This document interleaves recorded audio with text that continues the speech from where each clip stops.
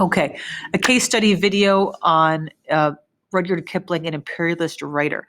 For a case study, this is my third time making this because I keep speaking too much and I go on these tangents about Kipling and it goes over 10 minutes and I don't want that to happen. So if you have questions or you want to talk more about this in class, I would love to do so.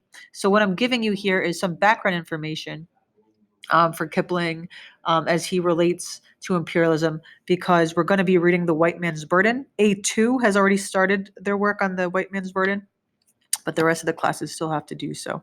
All of the information I got here is from these two sources. They're scholarly articles, not just something you could just Google, off the internet.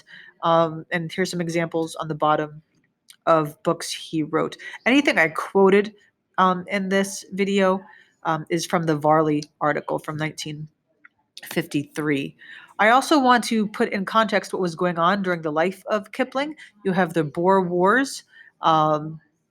These were colonial wars that were influenced by greed, which was sort of the agreement by the time they end, just as imperialism was influenced by greed. The British went in really overconfident, and they did not succeed here. Over 22,000 British were killed. However, the other side didn't fare too well either. And a lot of people don't know just how devastating the Boer War was.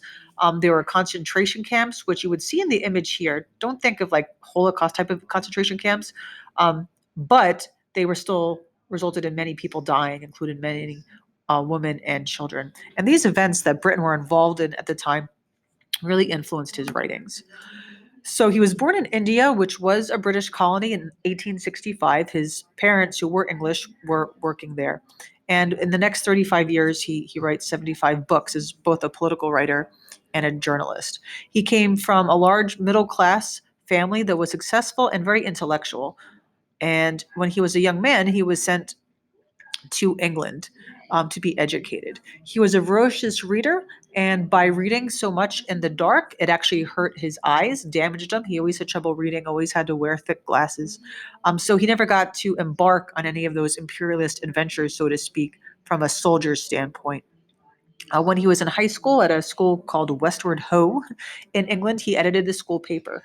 And while he edited the paper, he wrote lots of poems there. And one of them was for the Queen.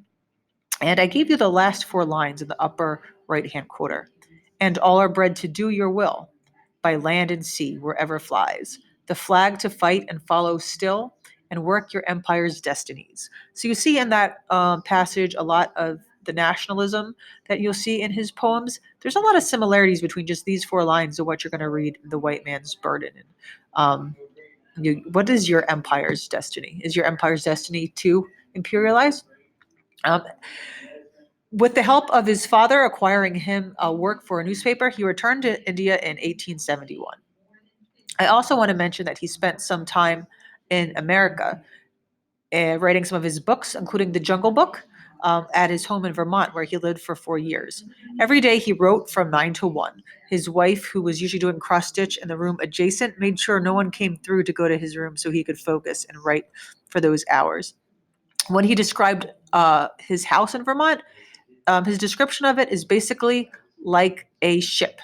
The propeller is where the furnace kitchen was. The stern was his study that opened up to a piazza looking at the bow.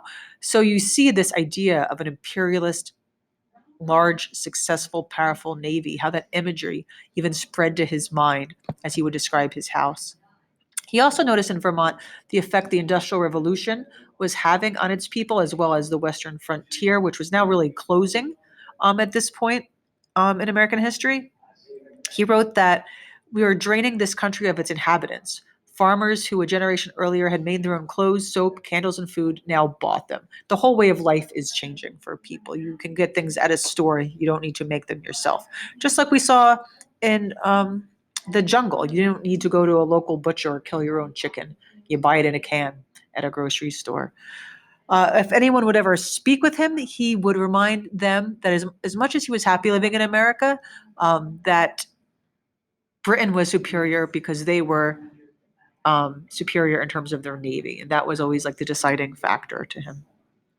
His daughter actually ended up dying in America, and his last trip there was, I believe, in 1899. Anyway, at this point, Britain had lots of colonies. This is a little bit review. They were the glory of the UK.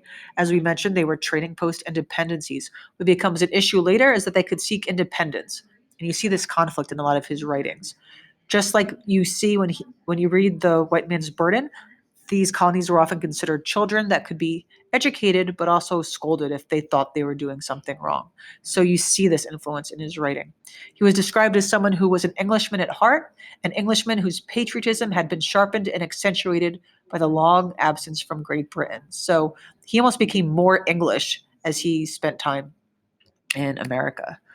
His early poems shows a lot of these ideas. He attacked those who were able to rise in office without merit, but through graft, robbery, blackmail, or politics. He really thought that people should earn their position, should work for it. Um, he attacked those at home who were stupid, who did not realize the difficulty of governing India. You see again in The White Man's Burden how he shows this idea that it's hard to colonize people. It's a lot of hard work. You may die over it. So he people who thought it was easy, he really shot back at them. These ideas continue in his short stories. And here's something in the one article mentions that I want to share with you. So, an independent self sufficiency is desirable in his heroes. And might not these traits be desirable in nations as they are in men? Should a country be self sufficient, right? Colonies aren't self sufficient, they rely on the parent country. So, you see a little bit of social Darwinism going on in his writings and his poems as well. I went through this a lot quicker. I did want to share that he was friends with Cecil Rhodes, who we mentioned in our last two responses. He actually even helped Cecil Rhodes write the Rhodes Scholar Plan, and you see that. I'd love to spend more time on this as we get to The White Man's Burden and other things about Kipling. Um, any points here you want to bring up in class, please do so. Any questions, please come with them, and I'd like to discuss this as well. I'll see you next class. And yes, I'll see you next class. Rudyard Kipling.